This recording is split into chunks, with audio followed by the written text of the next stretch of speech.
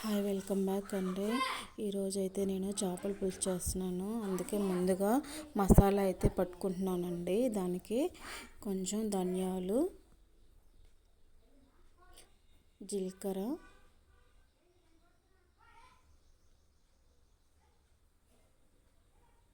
ఒక పావు స్పూను మెంతులు యాడ్ చేసుకొని మనం ఇవన్నీ ద్వారగా వేయించుకొని మిక్సీ పట్టుకోవాలండి. ముందుగా అయితే ఇవన్నీ లైట్గా మనకు కొంచెం ఎర్రగా వచ్చేంత వరకు వేయించుకోవాలి, మాడకుండా.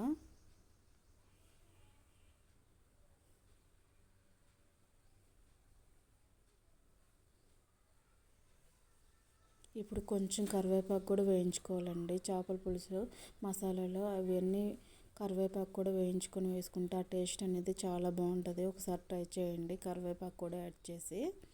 ఇదే సీక్రెట్ మసాలా అండి. ఇప్పుడు టమాటాలు, ఉల్లిపాయలు, కొంచెం కొబ్బరి వేసుకొని మిక్సీ పట్టుకోవాలి. ఇప్పుడు చేపల్ని క్లీన్ చేసుకోవాలి.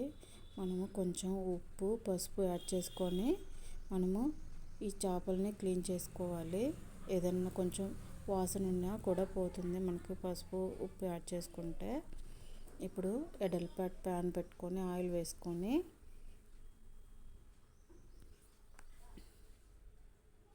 ఇందాక పట్టుకున్న మసాలా అయితే వేసుకొని మనము బాగా వేయించుకోవాలండి, పచ్చి వాసన పోయేంత వరకు. ఇందులో ఒక 2 స్పూన్లు అల్లం వెల్లుల్లి పేస్ట్ యాడ్ చేస్తున్నాను. ఈ ఈ మసాలా అంతా పచ్చి వాసన పోయేంత వరకు వేయించుకొని అందులో కొంచెం కరివేపాకు కూడా యాడ్ చేస్తున్నానండి. పసుపు,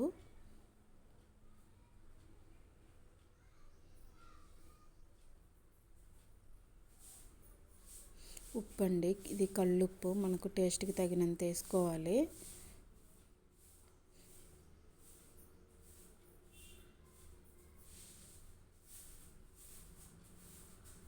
ఇప్పుడు కారం కూడా అండి. నేను మనకి చేపలకి తగినంత అయితే కారము, కొంచెం ఉప్పు, ఇవి కొంచెం చేపల కూరలోకి కొంచెం ఎక్కువే పడతాయి కాబట్టి మనం తీసుకున్న క్వాంటిటీని బట్టి మనము ఇవన్నీ యాడ్ చేసుకోవాలండి.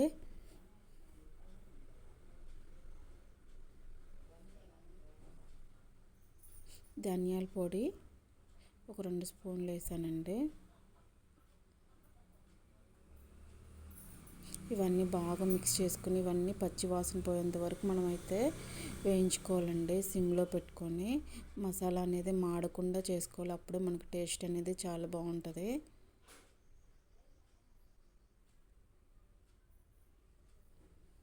ఇప్పుడు ఇందులో ఒక 5-6 పచ్చిమిర్చి చీల్చుకొని యాడ్ చేసుకోవాలండి. మనకి చేపల పులుసులో పచ్చిమిర్చి మనకి పులుసులో ఉడికితే ఆ టేస్ట్ చాలా బాగుంటుంది, పచ్చిమిరపకాయలు వేసుకుంటే. ఇప్పుడు చింతపండు రసం అయితే యాడ్ చేస్తున్నానండి. నేను ఒక నిమ్మకాయ సైజ్ అంతా చింతపండు తీసుకొని రసం తీసుకొని నేను ఇందులో యాడ్ చేసుకున్నాను. ఈ పులుసు మొత్తం మనకు బాగా మరగాలండి. మరిగేటప్పుడు ఇంక నేను చేపలు అయితే యాడ్ చేస్తున్నాను.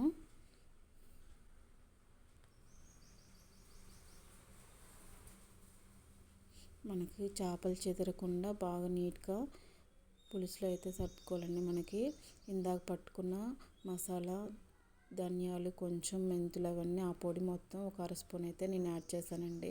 మనకి ఈ చేపల పులుసుకి ఆ మసాలానే చాలా టేస్ట్, మంచి స్మెల్ కూడా ఉంటుందండి. ఒకసారి ఆ మసాలా యాడ్ చేసుకొని ఒకసారి ట్రై చేయండి.